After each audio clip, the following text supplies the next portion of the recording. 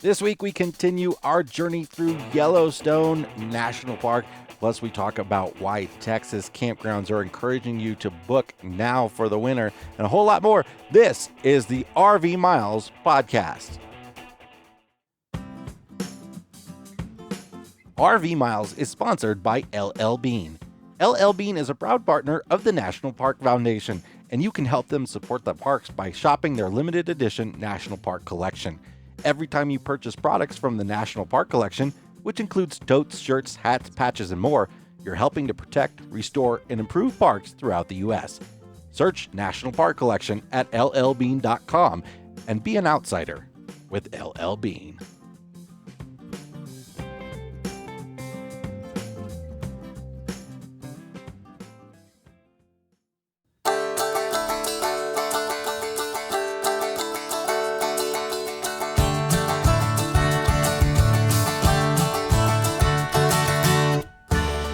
Welcome to episode 164 of the RV Miles podcast. I'm Jason. And I'm Abby, and we are two full-time travelers who, along with our boys, Jack, Ethan, and Henry, are crisscrossing North America on one epic road trip.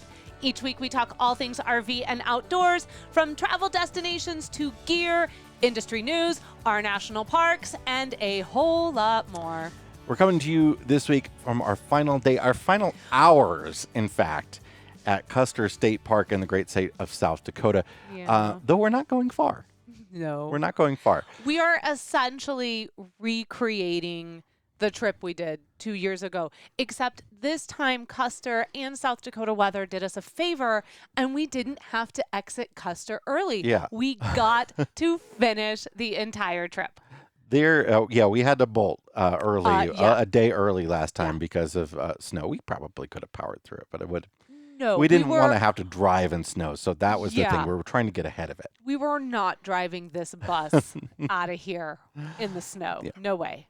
We're actually one site over from the site we were at last time, and we've just had such a great time. We love this place so much. We did an episode on Custer State Park in the past. I'm sure we'll be recapping our experience here again, but it's one of those parks, one of those special places that, you know, it ought to be a national park, but we understand why South Dakota keeps it to themselves for sure. Yeah, because it's definitely a moneymaker. In fact, we heard the camp hosts say today that some of the campgrounds that were supposed to be closing for the season are actually reopening or extending their season because there is so much demand for camping right now. Two of them actually had closed and are reopening. It's amazing the number, because when we were here at this time 2 years ago, it was nowhere near this busy. Every site was full over the weekend here. Well, it also speaks to how nice the weather has been here. The weather has been spectacular the whole time we've been here. Today, our last day in the park, we were enjoying 73, 74 degree days. But it's a story that's happening around the country. In fact, just before recording this podcast, we got a press release from the Texas Association of Campground Owners, or TACO, as they are called. And what they're doing is encouraging people to book campgrounds in Texas for the fall and winter right now, because they're very busy. And we've been reporting recently on the fact that there is an uncertainty in areas like Texas and Florida over snowbirds and the, people that go to the south and maybe stay in one spot for the whole winter. And, there's questions whether the Canadian border will reopen, and that's like 10% of snowbirds right there. But there are so many new RVers on the road. So campgrounds in Texas are saying, hey, all these people are booking. If you want to come back and you have, because there are people aren't booking their winter spot yet, even if they're thinking about going Like in the winter, us. they're unsure about the pandemic, about where things are going to go. They're unsure about, what changes might happen after the election, all that sort of stuff. And so they're encouraging people to book now for their monthly stays, because they might end up, giving away so many of their monthly sites to all these people that are booking weekends and one night at a time.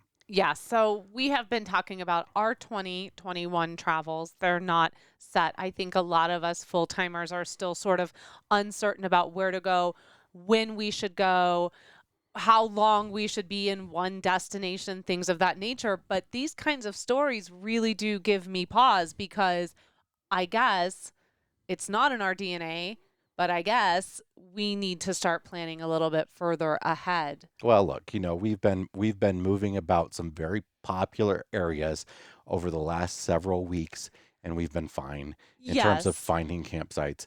We just, the thing for Well, us is we can be serendipitous about it. We can just go to a place that has an opening.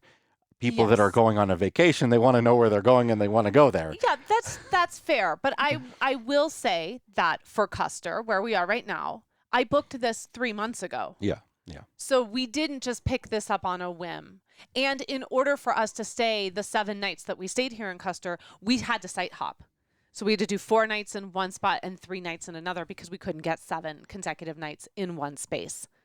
So, if Taco is encouraging you to book, either they're encouraging us because they maybe aren't getting as many bookings as they want, and so they're trying to drum up like paranoia, which they've done in me. That could be Or what's going on. I'm not yes, 100% sure, but or Taco is just getting really, really popular right now, and then maybe we need to reconsider Texas in January as we had been thinking about. Maybe well, we reconsider that now. we really would love to go spend some more time in New Mexico, but New Mexico is They don't want us they're right still now, doing the and 14-day that's fine. quarantine. Hmm. They have still only opened their state parks to only actually the last few days to open their state parks to in-state residents. So Yeah.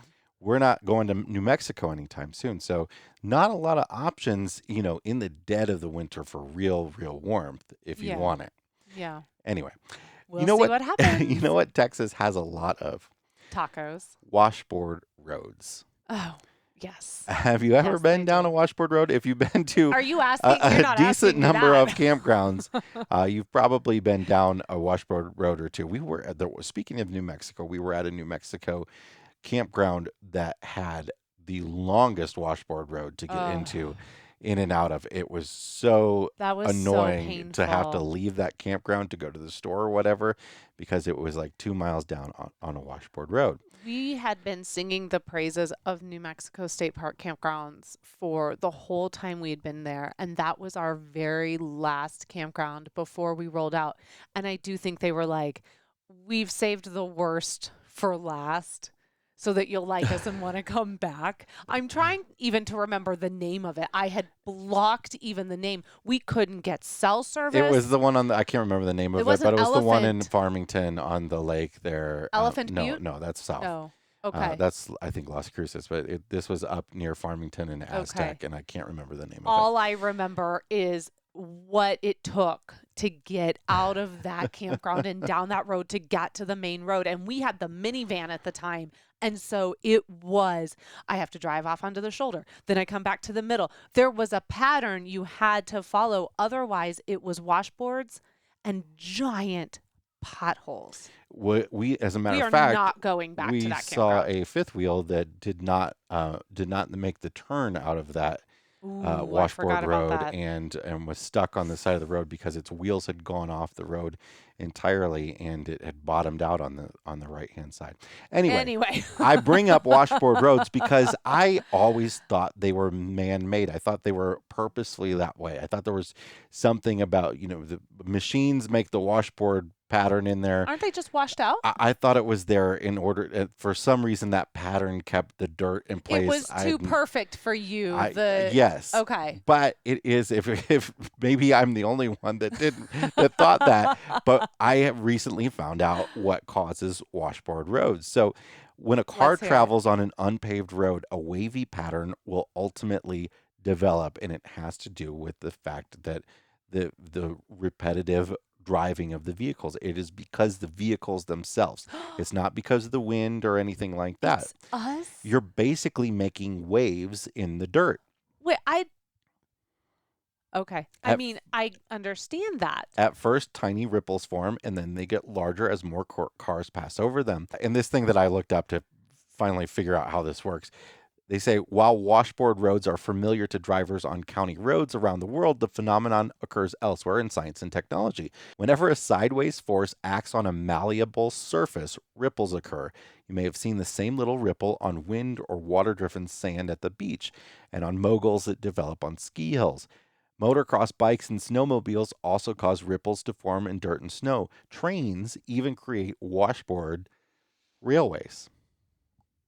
So there you go. There you go. The So more you know.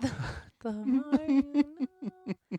I am surprised by that. We are the ones making our lives miserable when we're trying to boondock. All right, that sounds about right. We have a lot to get to on this week's episode. We are covering the next segment of our Yellowstone journey. But before we get to that, we want to do our new weekly ask here. We're asking you this week to what, Abby?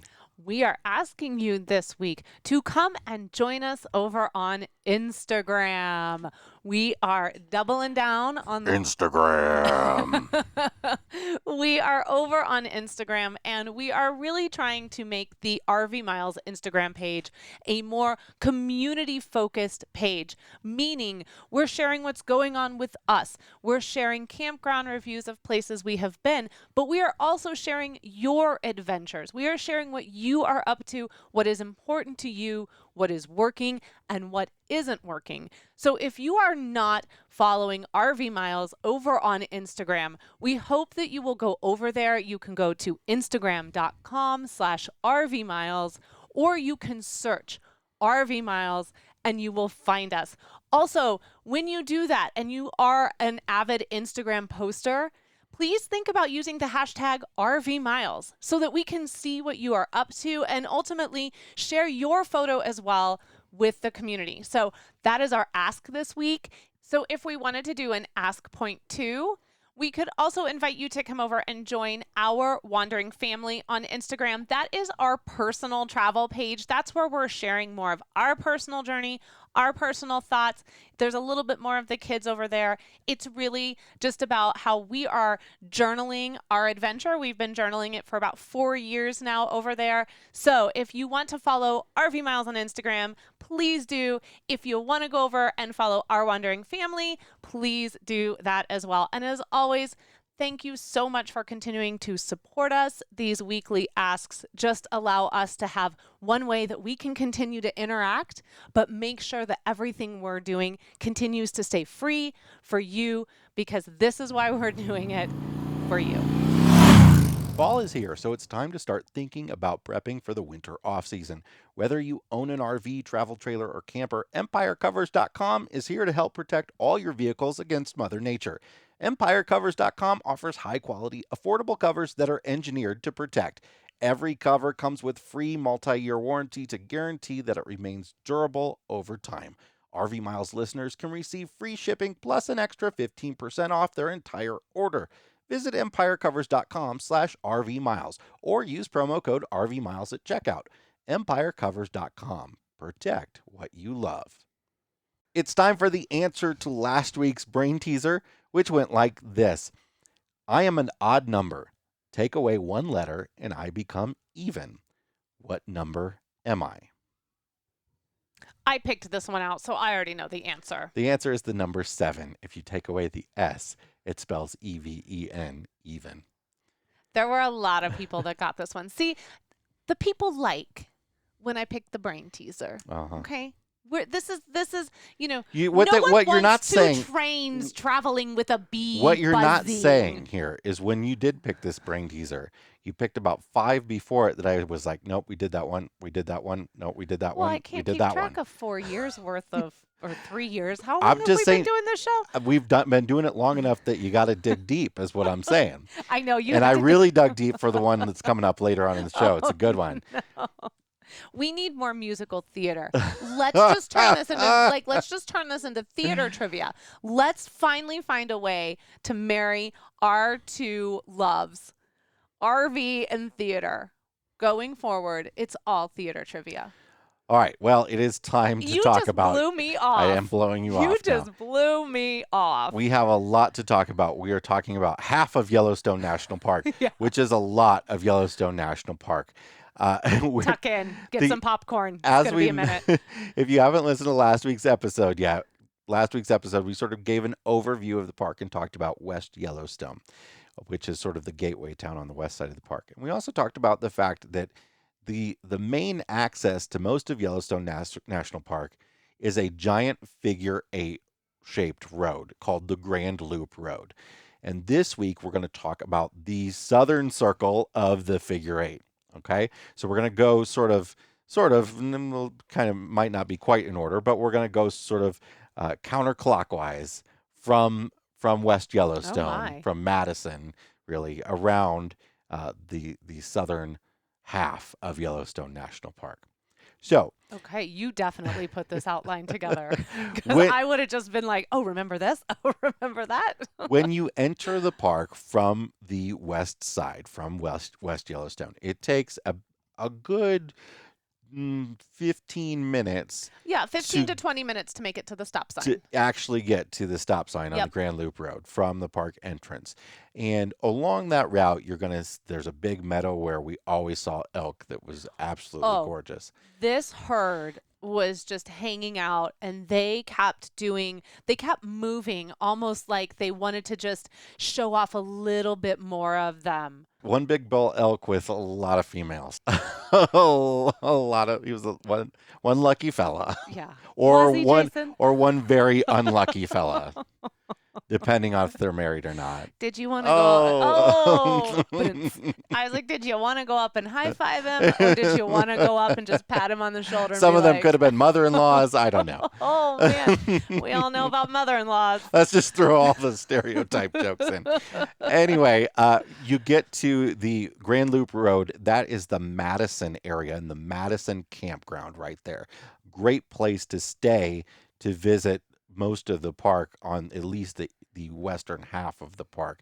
Again, the Madison campground, as with most of the Yellowstone campgrounds, you're not going to get any cell service whatsoever. Mm-mm. It is reservable, but there is also no hookups at all either. And there's no dump station there. Right. So as you take a right at the Madison Junction, they call it, and start making your way around the Grand Loop Road towards the Old Faithful area, there are two scenic drives. I think that's the place I want to start talking about. There are lots of little scenic drives in Yellowstone, little short, maybe half mile to 1 mile long drives. Some a little bit longer, little short routes that take you back to some scenic areas, and not a lot of people doing these scenic drives when we were there, and they're actually some of the prettiest places that we went to. Mm-hmm. So the first one I want to mention is the Firehole Canyon Drive along the Firehole River.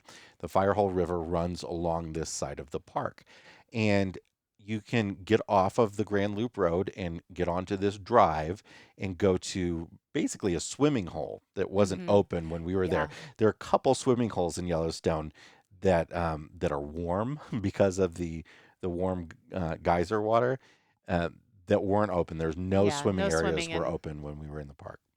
And that's because of COVID. There's nothing special about that. It's just that they are keeping all the swimming areas closed this year. But you do, along this route, get to see a really, really beautiful waterfall. Pretty spectacular waterfall. It is, I will say, if you have little ones, that this is one of those areas where you're really going to want to be mindful of your little ones, because basically it's just a fence butted up against the road that everyone is driving past. Yeah. So there's not a whole lot of viewing area. There's not a whole lot of like stop and spend a long time. This is, you're driving on the road. There's a horseshoe pull off. You pull in there. People park like fools. You get out. You look at this waterfall. And then you really do kind of have to be very mindful about crossing the road again, because it's right at a bend. So when a car comes around, you hope they notice you. So if you do have little ones, or you're with individuals who like to stray, then this is one of those stops where you just kind of want to be mindful. Across the Grand Loop Road, on the other side of it, there is the Firehole Lake Drive. I like this one the best of the two. If you can only do one, I would say do this one. Yeah, it was nice to have our first waterfall view be the waterfall on the Firehole Canyon Drive. That was a huge, gorgeous waterfall. But then the Firehole Lake Drive, lots of geysers, not a lot of people going that way. And Well, let's say when we say not a lot of people, I feel like let's just go ahead and stick this out here for the rest of this conversation so we don't have to go back. We went into the parks late in the day. We did not show up into the parks until after sometimes 3 or 4 o'clock in the afternoon. So when we say there weren't a lot of people, most of the time, like this particular drive, we were actually doing this in the blue hour. yeah, this was So after sunset. yeah, so the sun had already set. We still had plenty of light though, but there was no one there. There was maybe one other car that had clearly stopped at a geyser that was scheduled to go off like plus or minus, I think, 45 minutes. They had a bottle of wine going and they were waiting for that. They were geyser gazing. They were waiting for that geyser. So I think it's very important just to get that out here now. We did not go into the parks in the morning. We avoided the parks at like lunchtime. So there weren't a lot of people there is because for whatever reason, everyone runs out of the park at 5 o'clock in the afternoon. It's like they've gotten off work and they're going home. Oh, it's 5 o'clock. I got to go. So this is the beginning of several geyser basins that continue along this route. And depending on the amount of time that you have in the park, you're going to want to see more or less of them. We, of course, wanted to see as many as possible. We had lots of days in the park, so we went to every single one of them Sort of. on this part. Did we? Yeah, we did. Okay. We ended I up thought the we last missed day. one. I think we finished them off on that last day. Okay. We checked off that So last you've one. got the Midway Geyser Basin, you've got the Biscuit Basin, you've got the Black Sand Basin, and you've got the Old Faithful area, and you've got the Firehole Lake Drive, all on this sort of southwestern quadrant of the park. Yeah. And they're all wonderful, and you can really take your time. Several of the more popular ones are just full of vehicles all the time. So I have to say, one of the things we did too, because we knew we had an extended time in the park and we recognize that this is not a luxury everybody has, is often if we were coming up onto a basin we were interested in and that parking lot was just full as can be, we went past it and we were like, look, we'll try and hit this either on the way out or some other time because it's not enjoyable when it's packed. It's not enjoyable. And so I can see why so many people have had these really intense experiences in Yellowstone during really, really busy times. Because after Labor Day, those few days we went in after Labor Day, that park was so busy. And we just didn't want to go and park with 500 of our closest friends to go look at Grand Prismatic again. Well, let's talk about Grand Prismatic Spring to start here. Okay, sure. Grand Prismatic Spring is at the Midway Geyser Basin. Yeah. And it is one of the wonders of the world. It is one of the most Gorgeous. famous spots in Yellowstone. It's sort of like looks like a small pond that is rainbow colored in concentric rings as they sort of move out from the middle. And what happens is there's the different temperatures of the water harbor different colored bacteria. So if you get off the road at Midway Geyser Basin, you can take a walk on a boardwalk, a pretty easy walk around half of Grand Prismatic Spring. It's beautiful, and it's especially when it's cold. There's steam everywhere, Yeah. and getting up close, everything looks like a photograph. Can I tell you something? It was not my favorite. Not my favorite either, but No. here's why: you don't get the color, photographic yeah. view of it. Yeah, you're not going to get that iconic view when you're down there You're too at the close. level. Yeah, you're too close. Now, there is a hike you can take that will get you that iconic view. And I actually think that I would recommend that before the actual walking of the boardwalk around it. Because it's also going to continue on to a hike that we did that we absolutely loved. That was a hike to Fairy Falls. And this is sort of one of the times that we really got away from people, off the road, off the main touring routes, and took a real hike. And do you remember how long that hike was? I think from start to finish, it was somewhere around 2.5 miles. It was out 3 and back. miles. Yeah. And you go a long way through a forest. So not seeing a whole lot of sights.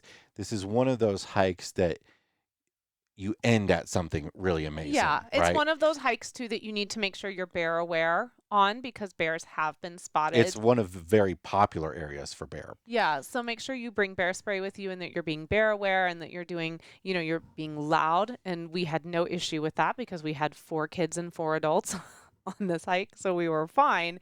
But I have to say, what I really loved about this, and again, we didn't do it until late in the day. We decided to get on this trail to beat the crowds or to let the crowds go ahead of us, actually, and then get on around the dinner hour. And not only did we get such a beautiful hike, but we also got beautiful light. Like it was just spectacular. And what I ended up doing was I packed some sandwiches, I packed some snacks, things that are really easy to just fit into the backpack. And then when we got to the falls, we ate a little bit and we sat there and we chilled out. And it was the perfect place to do that. It's a gorgeous hike, takes you through some areas that have been burned. There's a really, really varied landscape that you get to go through. And then you get there and you get to the falls. And of course, we've had some kind of cruddy waterfall experiences prior to this one. And this just redeemed waterfall Yeah, hikes. yeah, and Really. this is one, a lot of the Yellowstone waterfalls are you're looking at them from above and they're dropping down into a canyon, and this is one that you're looking at from below and you're at the base of it, so Mhm. you can go into the water and stand under it and all that sort of stuff if And you're you can set up for feel that. the spray coming off. And I have a few pictures from this trip that we did. So I'm gonna put them up over on the RV Miles Instagram once we get this out, and I'll do just like a little slide. You can see it was fun because the kids had to cross over like the creek to get to the other side to actually get over to where the waterfall was. So some of the kids were scooting across this long log that was across the creek. Some of them were finding stepping stones. So it was very adventurous, but in a really safe way as well. And then you could just get right down there, right next to the falls. And there was hardly anyone there. There were probably maybe 2 or 3 other groups, and it's so big that everyone could have their own special little space and keep nice social distancing, but also just, have that really quiet experience. Yeah. Or for us, have that really loud experience that's not bothering other people because the kids were just, oh, they loved it. And these are great hikes for kids, I should say, too, because they need that payoff at the end to get them there. Yeah. And then you sit and you get rejuvenated, and then they do the hike back. Along the rest of this route around the southern loop, there are lots of geyser basins, as I mentioned before, so we can't talk about all of them at No, all. There's we'd so be much here to. for I hours. do want to mention, right in this area there's the Biscuit Basin, and then there's the Black Sand Basin. And one thing that somebody showed us that was really neat that you're not going to really find in a guidebook. So I This think felt this is like something we could share, a insider. little insider Yes. information. Uh, at Black Sand Basin, so there's a geyser basin on the west side of the road at Black Sand Basin. But if you cross to the east side of the road, there's a little trail that takes you to something called Black Sand Pool. And if you go to Black Sand Pool and you sit down on the ground, if you're looking at it, you want to sit around Just sit uh, around by where the fence you is. want to sit It's around 7 o'clock yeah. if you're looking at like the hands of the clock as you arrive at it, Yeah. and Or no, I think probably more like 9. more like 9 o'clock. 9 I'm o'clock. sorry, yes, I Yeah, 9 nine o'clock. 10 o'clock even. If you go and sit on the ground right outside the fence that goes around this Black Sand Pool, it's a little geyser. It's It, a little it kind of geyser. it kind of erupts very small, very often, like every 10 minutes or so. And if you sit on the ground, you hear a big thump Well, what you and you sit. feel it. Yeah. It is this will be with me forever because it was just one of those amazing experiences that I put up there really high, like an experience I had when we went to Gila. Like I will always remember this. So we had the kids, and you sit down on the ground and you put your hands on the ground and you have to sit really, really quiet. So it's really, it's another really great thing for the kids too, because you're like, we're going to sit really, really quiet. And you sit, and then you feel the heartbeat of the earth. You feel the earth's heartbeat. It literally goes like, I wish I could make the sound like I'm It's hitting the mic, like trying to get To me, it it. feels like there's a little man underground that is turning on the nozzle. It's like Yeah. he's he's got a It's he's got a big switch that's clunking that lets the water yeah, out. and it's you don't know when it's It coming. because it happens before the eruption. Right. So it's the feeling of the heart beating before it just kind of erupts, and then the geyser bubbles and it comes up, and it's not a big, old faithful type eruption. It's just this really gentle and really beautiful sort of experience and eruption, and you're sitting there, and it's just the coolest thing. It's cool for the kids because it really kind of like allows them to connect themselves with this spectacular land. And then as an adult, I mean, I'd never felt the earth move like that before. Yeah. I mean, I felt the earth It was- move under my feet. All of Yellowstone is a crust. It's like a crust over, a layer Well, of this massive plumbing system and magma, and We're in a caldera. it's wild. Yeah, it's really amazing. I mean, there are 10,000 geysers in Yellowstone National Park. I mean, and this was just fantastic. It's a very, very short walk. I hesitate to even call it a hike, No, yeah, It's a it's like very a short 2-minute walk. walk. It's nothing. but nobody came over No. there. That parking lot was packed. As a matter of fact, there are lots of little trails on the inside of the loops that not a lot of people cross the road to Yeah. do. So we're telling you this, but you can't tell anyone about it. Like, All it's right. a secret. So we've got other basins along the way around, but when you get to the southern end of the park, there is the Old Faithful area. And what you need to know about the Old Faithful area is that it is massive. Huge. You have Old Faithful, but this is also sort of the heartbeat of this part of the park. You've got a gas station, you've got A repair shop. repair shop, general stores, 3 hotels, all sorts of stuff in this area. You've got restaurants. So it's busy. There is a ton of parking. A ton of and you can park big rigs and Yeah, everything there. Yeah. That's exactly what I was going to say. There's plenty of RV parking because we talked about this last week, and this was something that really, really annoyed us, was that the parking lots for these basins, so Biscuit and Midway and Black Sand, they have like 4 or 5 designated big rig spots. And people, they don't pay attention. They just take them, which means that those who need them don't get them. But when you get over to this parking lot in Old Faithful, there is parking for days. Yeah. Man, that parking lot is huge. And it ought to be because and you also have a major visitor center there. The Mhm. visitor center was closed when we were there, though everything else pretty much was open. But the main visitor center was closed. There was rangers outside handing out junior ranger Yeah. books and stuff. So a word really quick about the Junior Ranger booklet. It's $3. It's a great booklet, though. It's absolutely worth it. Plenty of activities that cover a wider range of the park. So you can get that even if the visitor center is closed. The rangers are still outside. If you go during the time of COVID, they would very much appreciate it if you would give them exact change and not ask them for change. Old Faithful goes off every hour and 10, 15 minutes or so, depending. This area has 3 geysers that go off semi-regularly, and all the geysers that are predictable, you can get information about them on the app, and you can get cell service, at least we could with Verizon, at the Old Faithful area. But there's also a phone number that you can call that they have on signs, and if you have phone service, because a lot of times you might not have LTE or internet service on your phone, but you might have cell service, and you can make a call. So you can call this number where they have done pre-recorded messages that tell you the upcoming geyser eruption times. And you have to go to the Old Faithful area. Watch Old Faithful erupt. It's iconic. My one tip for Old Faithful, though, is see which way the wind is blowing and don't be downwind of it. Because if you're downwind of it, you'll miss most of the just all water mist. within steam. It's Yeah. just, you'll get tons of steam. But you have to walk around the Old Faithful area. They call this the Upper Geyser Basin. And you don't just go see Old Faithful erupt, because here you have Grand Geyser and Castle Geyser and tons of little small geysers all around a boardwalk, and they're stunning. And Castle Geyser goes off forever.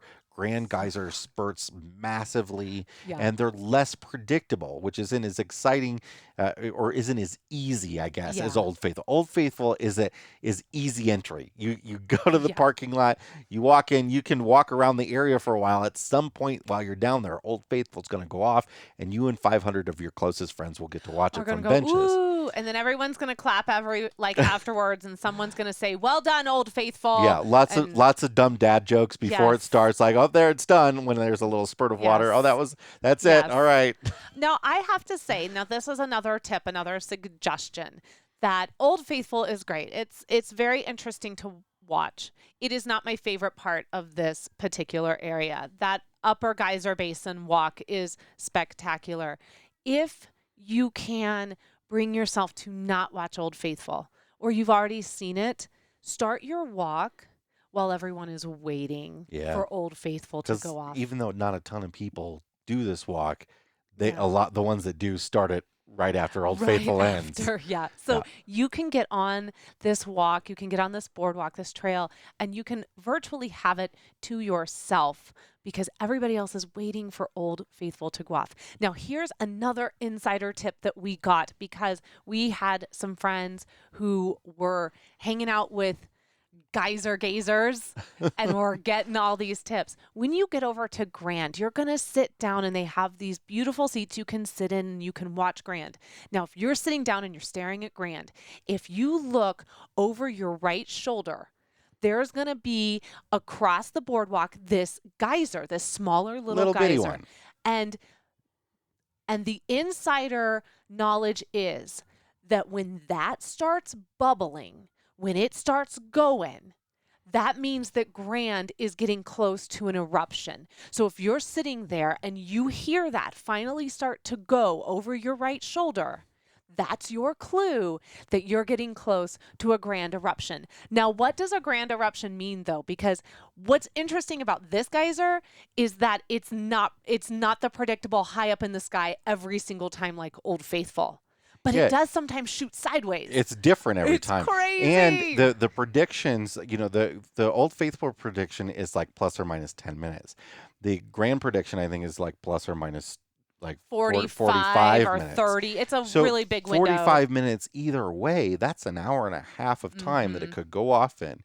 So, as long as you're in that area and you head over there, but you don't know exactly when it's going to go off. So that's why you get that little warning. It's that very, warning. But very it's really helpful. cool to be walking this trail, to be walking this boardwalk and see Old Faithful go off in the distance. Or we walked it one time and Castle went off before we had just started it. And so Castle was off in the distance and Castle just kept going and going and going. Probably 15 to 20 minutes this geyser was erupting. So it was giving us this incredible show the whole time we were on this boardwalk. I mean, and that to me is so thrilling. I think that this is what I loved the most about Yellowstone was not the places where I was told to stop and stand and stare with 500 other people or all the things I've seen in pictures all my life, but it was the things that were just being themselves without a production, when it was just nature being nature, when it was the opportunities that we found to kind of get away from the crowds and experience the park and let the park talk to us, that I loved it. I loved walking back there. I think we did that walk 2, maybe 3 times. We always did it at the end of the night too, so it was nice and quiet in the park as well. It's a spectacular and the walk. geysers, they don't have to be going off to be beautiful. Oh, the no, of course steam, not. especially when it's cooler, the steam coming off them, magnificent. So Old Faithful area is an area you're probably going to spend a decent amount of time in. Lots to do around there and lots of activity happening and lots of hustle and bustle. Hustle and bustle. And can I happening say around one there. more thing?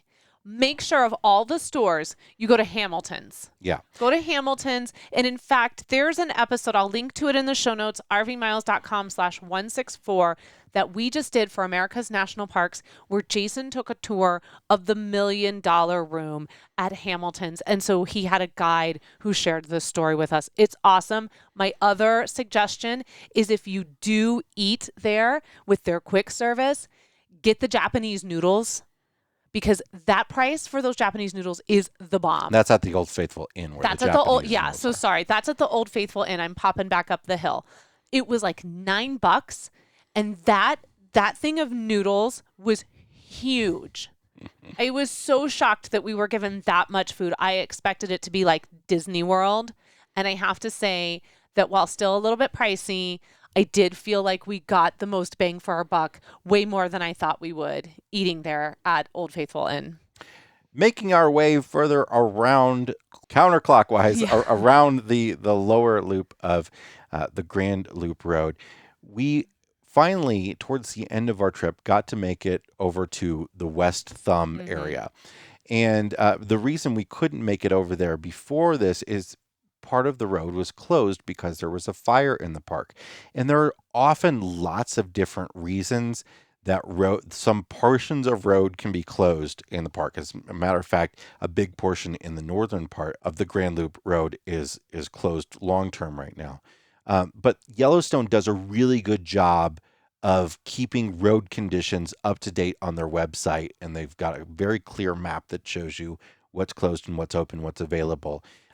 But we finally were able to pass through this road because the smoke had gone away, and head over to the West Thumb area. And I loved West Thumb because it's a very, kind of small geyser basin, not much to the little geysers themselves. They're all, beautiful in their own right. But here is the first time that you get to see, if you head this way, Yellowstone Lake.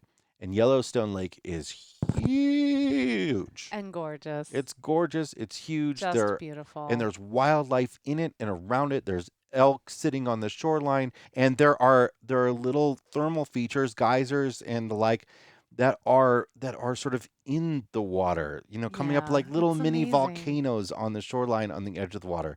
It's really, really cool. And we didn't get to spend a whole lot of time on the Yellowstone Lake portion, or even on this half of the park, on this fourth of the park. Yeah. But we did get to go to West Thumb, which is highly worth it, but then continue.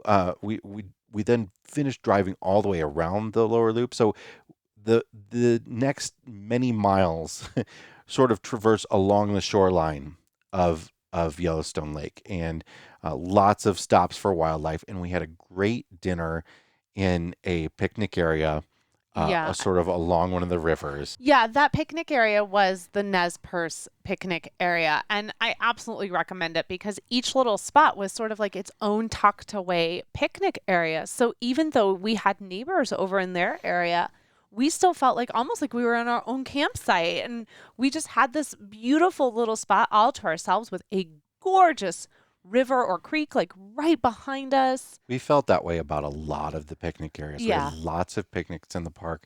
There are lots of picnic areas, and they're all beautiful in their own right. A lot of them are on big open meadows where there's wildlife, and so they're not just sort of a stop to eat. Sometimes they're places to really visit. Yeah, and some of them run along the river, so you get that experience with the river. And we sometimes felt our most at peace in the parks when we were in the picnic areas.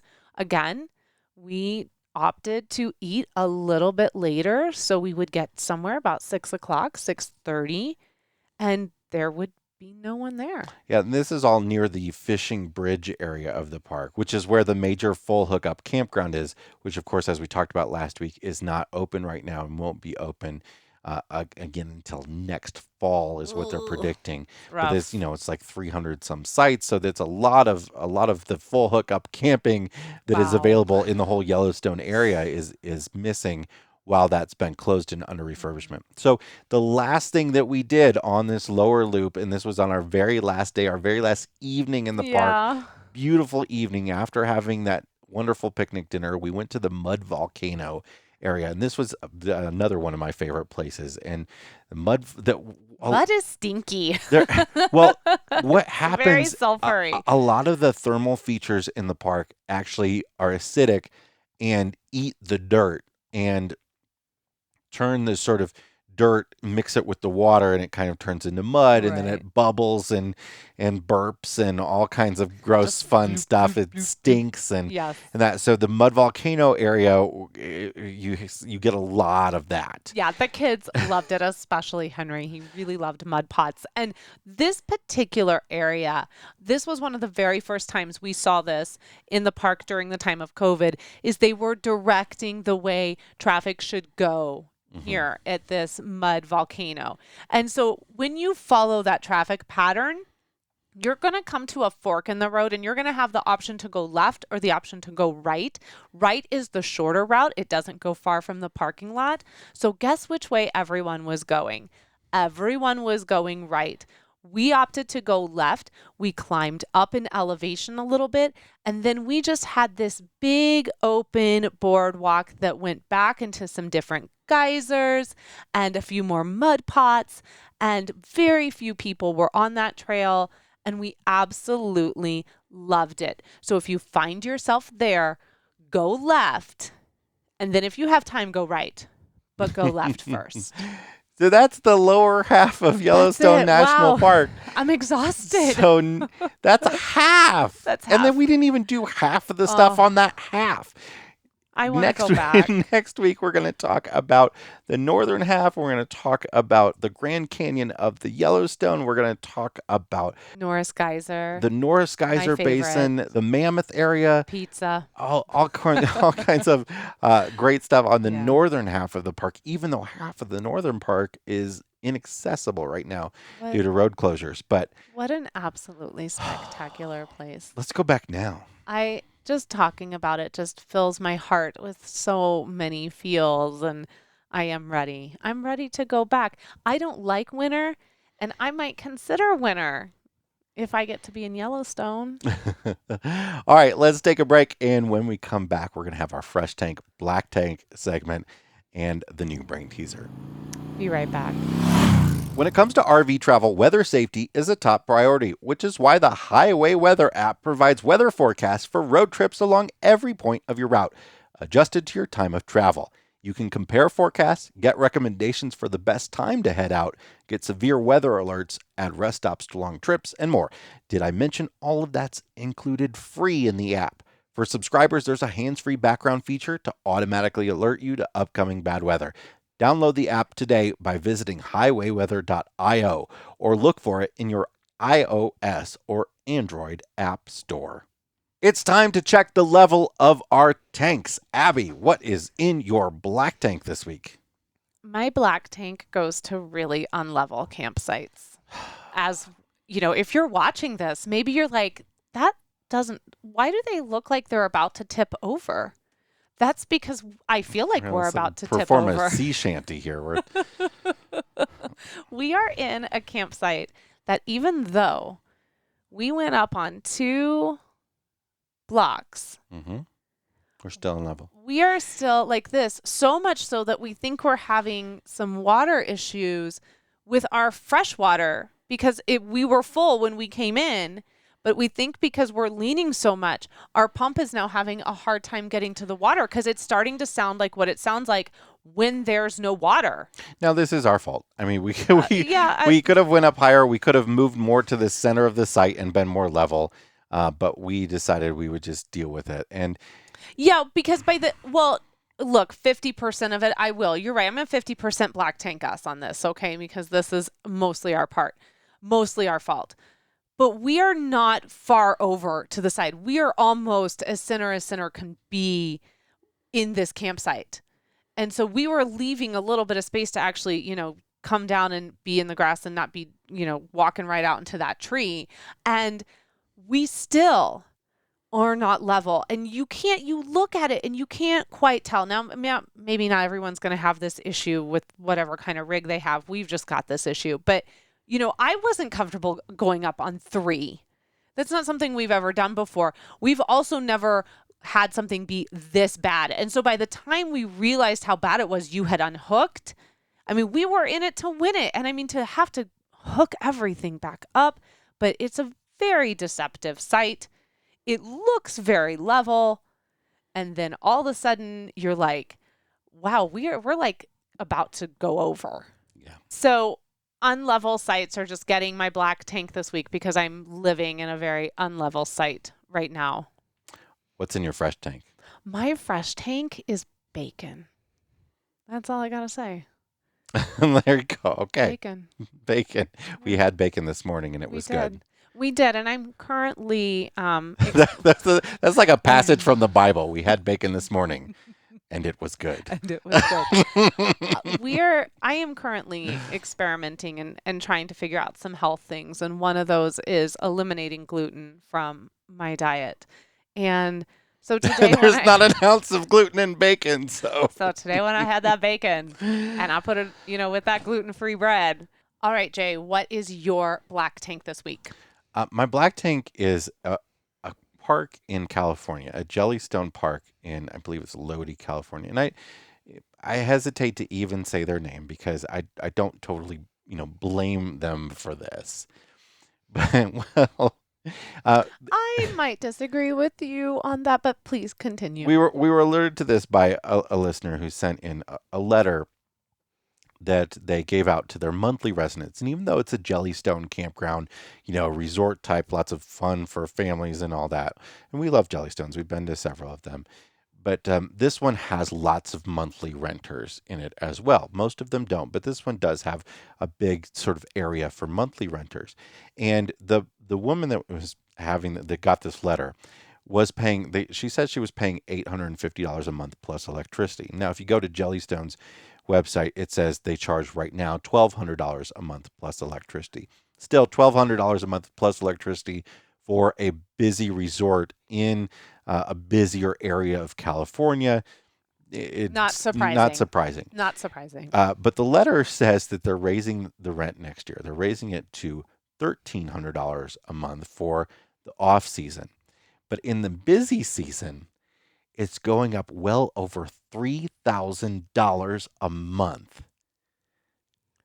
$3,000 a month. Can we go back to when you just said, I don't blame the campground for Well, this? Do look. you think the campers are the ones that are like, listen, during the summer, we think you should increase this by over double? I think, what is happening here, obviously, is that the campground makes more money during those months off of nightly reservations, right?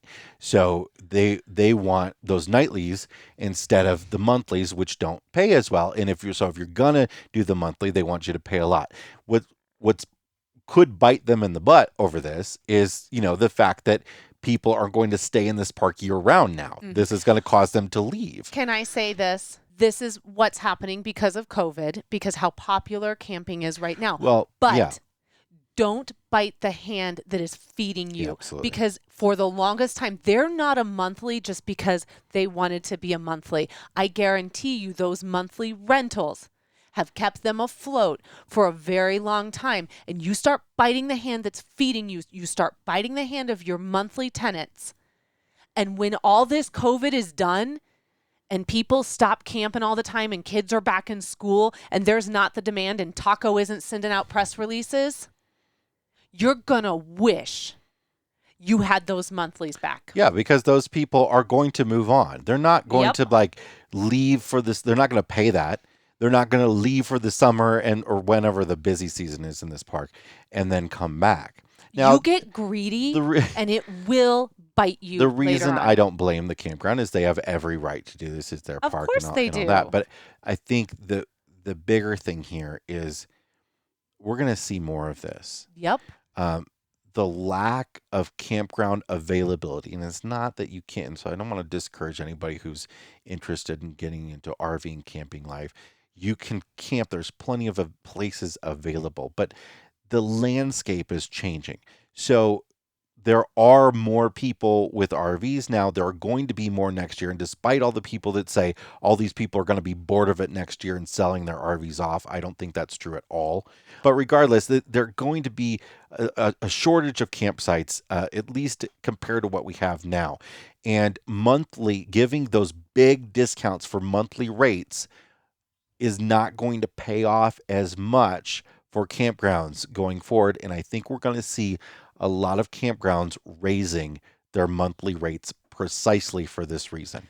There is going to be a supply and demand, but you have to be really, really careful about how big you inflate your balloon. Don't triple it, okay? Right, yeah, because it is going to pop. And I'm going to continue to go back to this point that at some time in the next year or so, kids are going back to school. You are not going to get the influx during the shoulder seasons that you're seeing right now. So if you get greedy as a campground and you think, I'm going to make bank, well, you better put some of that bank into savings because it's not going to be, this is not a long-term solution for this country. Now, the flip side is, like, it's got me thinking about, I want to invest in a campground. I know. You talking to me about that today, about buying a campground. I saw what we saw. I found one in the hill country of Texas, which is a beautiful area. Gorgeous. Really good deal for a really nice campground.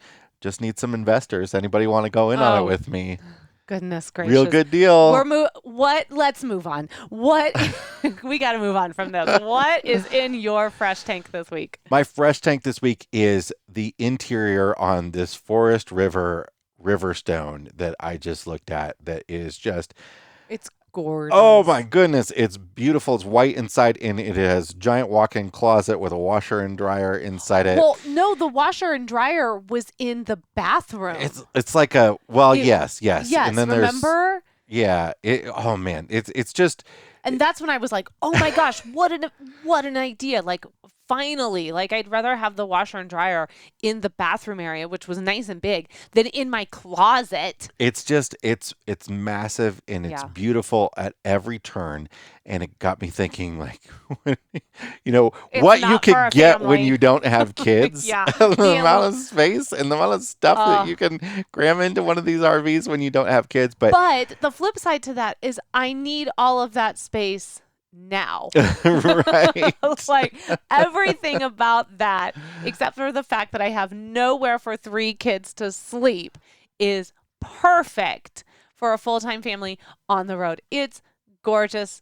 We'll link to it in the show notes. Yeah, if you want to take a look at actually they shared it on TikTok. Forest River is really big. They are doing a lot on TikTok. This video on TikTok of this Riverstone has 4,100 views. Yeah, it'll be no, that's just 4,100. I'm sorry, likes. It has 4,100 likes. It's been shared 442 times.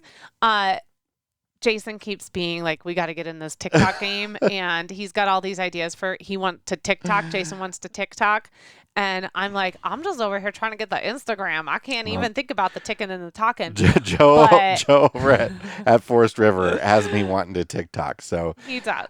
He's Stop it, Joe. Successful. Stop it. Stop with the TikToking. Otherwise, RV Miles is going to be on TikTok. So that's my fresh tank. Let's wrap this up with a brain teaser. How about? I'm exhausted. All right. This brain teaser, this is a good one. I like this one. This is RV themed. I made it RV themed. I altered it a little bit. So we'll see. Dr. Rob was staying with cousin Ralph in Ralph's RV in a beautiful wooded lakeside campground in a national park. The two had come together for a camping trip to set up Ralph's will. As Rob was Ralph's over and over again. As Rob was Ralph's closest living relative, much of Ralph's estate was being left to him. The RV. One day, Ralph went to Dr. Rob very disturbed. "Doctor," he began, "I have just found out that an assassin wants to get me. He will be here very soon. Where will I go? Where can I hide? If he finds me here, he will surely kill me. I do not have time to leave this campground and go further into the woods." Dr. Rob thought for a minute and then grabbed a 5-foot-long bamboo pole with a diameter the size of a quarter. Ralph, follow me out to the lake. The lake is 4 feet deep. If you lie on the bottom of the lake and breathe through this pole, the assassin will never find you. I will swim down to get you when he is gone. Ralph consented and lay down at the bottom of the lake with the bamboo pole in his mouth. A few hours later, a ranger passed by. He found Ralph's body, dead. Dr. Rob told the police of the circumstance and that Ralph had probably panicked and died. Police arrested Dr. Rob on the charges of murdering Ralph. Why? And I have to say the bamboo pole didn't have any cracks or holes. Its opening was above the water the whole time, so he could suck in and out and, get air from the surface. Okay. First off, I'm never going to Dr. Rob. Okay? He's like the worst doctor. He's a terrible doctor. He is and a terrible cousin. Terrible doctor. Terrible family member. Okay. Dr. Rob is like the worst. I can only assume Dr. Rob is the assassin. Well, he was arrested, but let's find out why. I know, but that just seems too easy.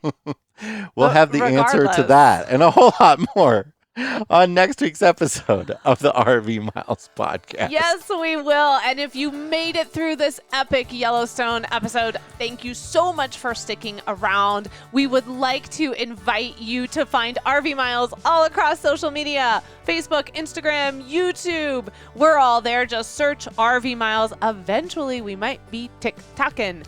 If you want to connect with Jason and I, the best way to do that is in the RV Miles Facebook group. It's a great intimate group of people who love to chat about the RV lifestyle. Of course, we are at editor@rvmiles.com. So if you have any questions or suggestions about the show, please find us there. And please go over to Apple Podcast, leave a 5-star review for the show. We super appreciate it. Until next week, stay well, stay healthy, wear your mask, and keep logging those RV miles. Bye, everybody.